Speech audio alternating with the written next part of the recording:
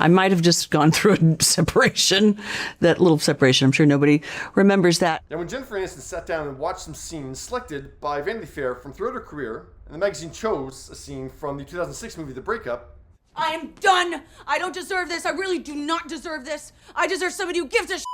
Jen reminisced how she'd just broken up, well, separated, being the legal term because they were married, with Brad Pitt in January 2005 when Universal Pictures approached her with the project. When they came to me with the offer, they were a little nervous about making the offer because they thought, oh, is that insensitive? Is it inappropriate?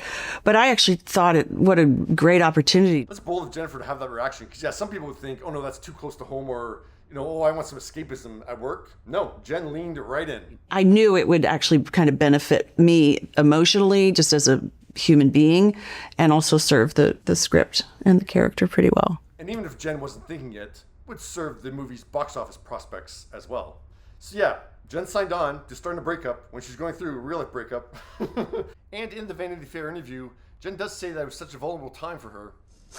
And this wasn't just... I don't know how we got here.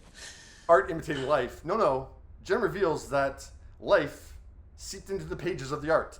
We spent like 2 weeks with the writers. There was 2 writers in the room, and we would read through the scene, and then we would improv the scene, and then they would just write as fast as they can. And then this is sort of, the whole movie was a result of those 2 weeks. It'd be nice if you did things that I asked. It would be even nicer if you did things without me having to ask you. So in the spring of 2005, when she was probably fielding phone calls from her lawyer as she went through divorce proceedings from Brad, she was improvising verbal fight scenes with Vince Vaughn that would make their way into the breakup script. So it was kind of cathartic. I'm not spending one more second of this life with some inconsiderate prick.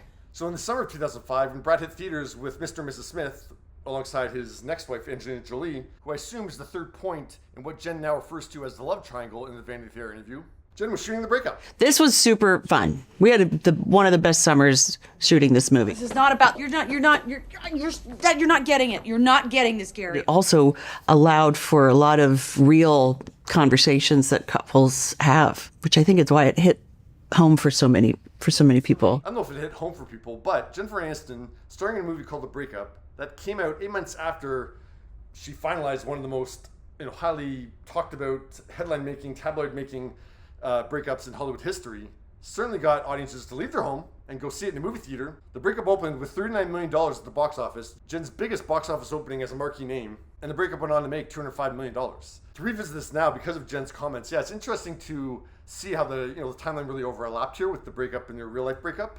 And it is surprising to me that Jen leaned into this. Because, she would know the movie was going to fuel, more speculation, more tabloid headlines about her breakup with Brad. And in this Vanity Fair interview, she recalls how those tabloid articles about her breakup with Brad was such juicy reading for people. Do you understand the appetite? I don't understand it.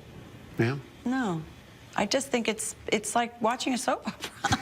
Jen didn't seek out, capitalizing on her divorce in any kind of way, but that's interesting. Yeah, when she was presented with the opportunity, she saw it as a great one to, sure, benefit her personally. She says, work through some stuff, but also benefited her professionally because, it turned out to be a big hit at the box office. I think it's a narrative that follows you because it's an interesting headline. It's more of a media-driven topic, Yeah, what do you think of Jen revealing that, her real-life breakup did seep into the breakup movie?